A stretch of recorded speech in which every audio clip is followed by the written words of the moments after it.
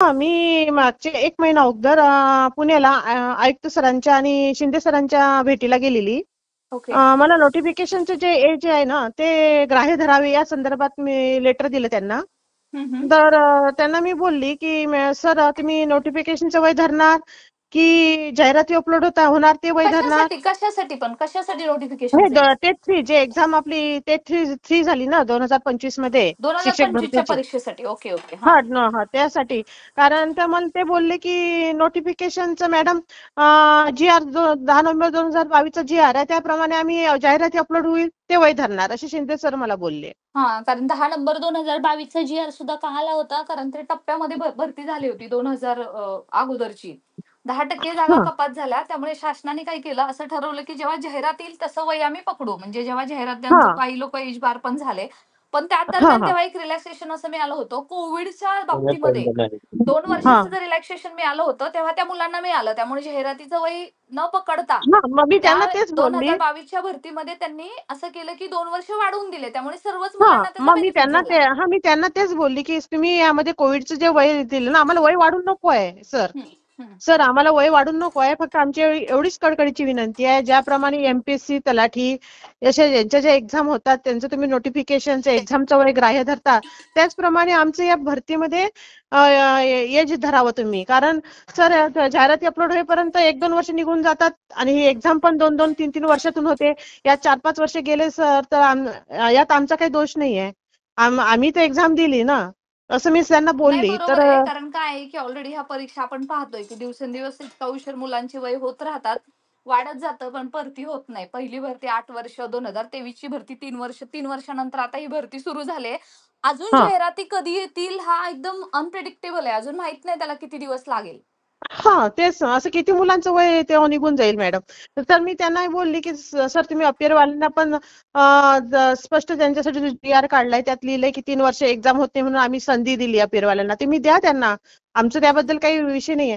पण सर आमचं पण 3-3 वर्ष एक्झाम होत नाही आणि आमचं पण वय निघून जाते तर आमचं पण तुम्ही विचार करायला हवा ना. नाही, असं मी बरोबर आहे. त्यांना बोलले. अपियरवाल्यांचं जरी संधी दिली असती तर बरोबर. त्यांनी तोच मुद्दा घेतला ना की परीक्षा वेळेवरती होत नाही म्हणूनच 3 वर्ष होत हे नाही असं करतात. स्पष्ट जी आर मध्ये लिहिलंय त्यांनी की 3 वर्ष एक्झाम होत नाही कारण म्हणून. होतच नाही मॅडम. त्याच्यासाठी आपणच मागणी केली होती.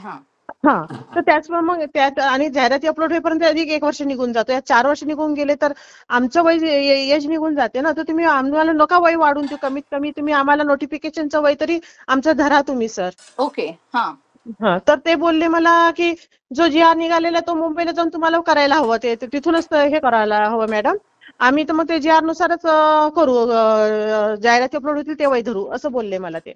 ओके. म्हणजे त्यांनी सांगितले की तुम्हाला हे चेंज होईल की नाही होईल? होईल का बोलले का? नाही चेंज होईल असं नाही. मी बोलले सर मग तुम्हाला याच्यावर तुम्ही काय करणार? तर मला बोलले की तुम्ही लेटर सबमिट करून द्या तुमचं जे आणलंय ते बस एवढंच बोलले मला. त्या व्यतिरिक्त काही बोलले नाहीत ते मला. आणि ते बोलले म्हणजे त्यांनी काय सांगितलं, मुंबईला जाऊन तुम्ही स्वतः करा हे. म्हणजे तुम्ही मला तिकडे बोलले फॉलोअप तुम्ही घ्या. जाऊन तुम्हाला तिकडे ते बदलायला हवं. आम्ही कसं काय जे आर प्रमाणेच होईल असं बोलले मला. आणि मी बोललो तुम्ही काय करणार मग तुमचा काय रोल राहणार याच्यात? तुम्ही काही करणार नाही का असं विचारला मी प्रश्न त्यांना. तर ते बोलले की तुम्ही लेटर सबमिट करा एवढंच बोलले मला बस. नाही, ऍक्च्युली कसं असतं त्याला मागणी पण व्हावी लागते. जनरली तुम्हा सर्वांना माहितीच असेल सध्या एमपीएससी किंवा सरळ सेवेच्या ज्या परीक्षा, तलाठी भरती, पोलीस भरती याच्यामध्ये सध्या 2022 मध्ये परीक्षा झाली म्हणून नंतर झाली नाही म्हणून त्यांनी कोविडचं आत्ता परीक्षेला ते नोटिफिकेशन लावलंय, एज रिलॅक्सेशन दिलंय. रादर शिक्षक भरतीमध्ये सुद्धा तसंच करायला पाहिजे आहे. सध्याच्या भरतीमध्ये सुद्धा मुलांची वय वाढली त्याच्यामध्ये मुलांचं काय दोष आहे? त्याच्यामध्ये टीईटी, सीटीईटी भरमसाठ नुसत्या परीक्षा द्या. त्याच्यामध्ये वेळेवरती परीक्षा नसते. एवढा मग सगळा यांनी गोंधळ होतो. त्यामुळे प्रत्येक त्यांनी करायला मॅडम पाहिजे. यांनी या भरतीमध्ये सगळे बाबतीत सगळे वेगळे रूल लावून ठेवलेले आहेत त्यांनी. तर मग आम्ही तुम्हाला नाही जास्त मागणी करत कमी इतर एक्झाम प्रमाणे तर आमचं वय धरा तुम्ही. बरोबर आहे. नाही तेच तर कमीत कमी ना ते तर कोविडचं रिलॅक्सेशन देतील ना देतील द्यायलाच पाहिजे. त्यांनी तसा विचार केला तर सर्वांचा विचार करून. पण तशी मागणी सर्वांनी करायला पाहिजे. आणि दुसरी गोष्ट कमीत कमी नोटिफिकेशनचं तरी एज धरायला पाहिजे. अदरवाईज ही भरती आहे ना ती अजून 1 वर्ष चालेल. 1 ते 2 वर्ष चालेल. पहिली भरती इतक्या दिवस चालली, दुसरी इतक्या वर्ष, त्यामुळे तिसरी सुद्धा 2 वर्ष तर आरामात चालणार आहे. मग तोपर्यंत मुलं एजबार झाली तर फायदा काय त्या भरतीचा? तेच ना मॅडम. तोच विषय आहे मग. तर हे आणि मागणी ही चुकीची नाही आहे मॅडम. ही बरोबर मागणी आहे आमची. पण आता ते कोण ऐकणार आणि कोण करणार असं झालं मॅडम. नाही, नाही. कसं आहे माहिती आहे मॅडम, त्यांनी करायला पाहिजे आणि मला असं वाटतं, की ते लोकं करतील. असं नाहीये, की ते करणार नाहीत, परंतु त्याला मागणी व्हावी लागते. आणि बरोबर आहे. शिक्षक भरतीत अशी बरीच मुलं असतील ना? म्हणजे असं हो, तुमच्या हो. एकट्याचा हा आहेत. प्रश्न नसेल हा. हो, हो. बरेच मुलं आहेत. आहेत.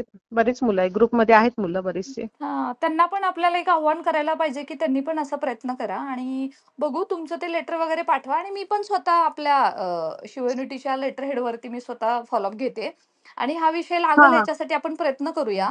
जसं हां. सगळे बोलतात, की अपीयर नवीन आले आणि आज शिक्षक होणार आहेत, तसं हे जुने आहेत त्यांना सुद्धा संधी मिळायला पाहिजे. हा कॉमन कन्सर्न आहे. कारण हां, शिक्षक मॅडम. भरती हां. वेळेवरती होत नाही तो काही ते आपला प्रॉब्लेम नाहीये तो, शासनाचा इश्यू आहे तो. आणि तेच ना मॅडम आणि जाहिराती ते अपलोड करत नाही तो पण आपला विषय नाही. तो त्यांचाच आहे. ते केव्हा करतात अपलोड तो त्यांचा दोष आहे ना. आपण आपला काय रोल नाही ना त्यामध्ये. बरं तुमच्या आप- याच्यामध्ये तुमच्या एजचा काय विषय आहे? म्हणजे तुमचा स्वतःचा काय विषय आहे याच्यामध्ये? तुम माझं मॅडम मी एक्झाम दिली ना मे मध्ये तर माझं जून मध्ये वय संपत आहे माझं. एज लिमिट संपत आहे जून मध्ये म्हणजे आणि जाहिराती संपून अपलोड गेलेला आहे, संपून हा गेलेला संपून आहे. गेलं ओके. माझं पूर्ण हं, झालेलं आहे संपून गेलेलं आहे. हं. तर मग जाहिराती अपलोड झाल्या त्यात माझ्या काहीच काय फायदा होणार नाही म्हणजे मॅडम तुम्ही मग. ओपन कॅटेगरी या कॅटेगरीमधून? ओबीसी मध्ये. तरी पण आता ओबीसी मधून काहीतरी 43 आहे ना? ओपनला 38, हो, हो, ओबीसीला हो, हो. 43. मॅडम बरोबर आहे, बरोबर आहे. हां, सर तरी मॅडम मग कोणत्या पण असो आता ओपनचे माझ्या ठिकाणी ओपन असो कॅन्डिडेट असो की ओबीसी असो त्यांच्या सगळ्यांसाठी हा नियम आहे ना मॅडम त्यांचं सगळ्यांचं हेच होणार नाही ना वय निघूनच जाणार आहे नाही, ना. त्यांचं सगळ्यांचं संपेल वय त्यांचं. वय हा खूप मोठा विषय आहे आणि मला असं वाटतं अपीयर्ससाठी जर ते स्वतः ॲडमिट करतात, की म्हणजे लवकर परीक्षा होत नाही म्हणून संधी देतोय, तसं त्यांनी पोलीस भरती, तलाठी भरतीसारखी करायला पाहिजे. त्याच्याबद्दल काही हां, वाद नाही आणि करूया आपण त्याच्यासाठी प्रयत्न आणि मला असं हां वाटतं हा मॅडम. विषय ना करावा लागेल त्यांना. कारण कसं आहे, की अजून नवीन संच मान्यता आता ती त्याच्यानुसार नवीन रोस्टर तपासणी होणार आहे. जाहिराती यायला अजून बराच वेळ लागणार आहे. तोपर्यंत प्रत्येक महिन्यामध्ये अजून किती असे एज बार होतील शिक्षक आणि एज बार झाल्यावरती त्यांच्या लक्षात येईल, की आपण ह्याच्यातून बाहेर पडलोय. हो, आणि तेव्हा काय झालं, की त्यांनी परीक्षा नोटिफिकेशन देताना त्यांनी एज लिमिट नाही दिलेलं. त्यामुळे हां त्यांची आणि एक तिथे मॅडम एक टेक्निकल डिफिकल्टी आहे. बऱ्याच मुलांना हे माहितीच नाहीये मॅडम की जाहिराती अपलोड होणार ते वय धरतील हे बऱ्याच मुलांना माहिती नाहीये. नाही, नाही. त्यांचं काय ते त्या मुलांना माहीत असेल त्यावेळेच्या जे त्या भरतीमध्ये असतील. परंतु बाकीच्या मुलांना माहीत नसेलच पण ना, बरोबरपणाने. हां, कदाचित हां, हां. नसेलही त्यांना.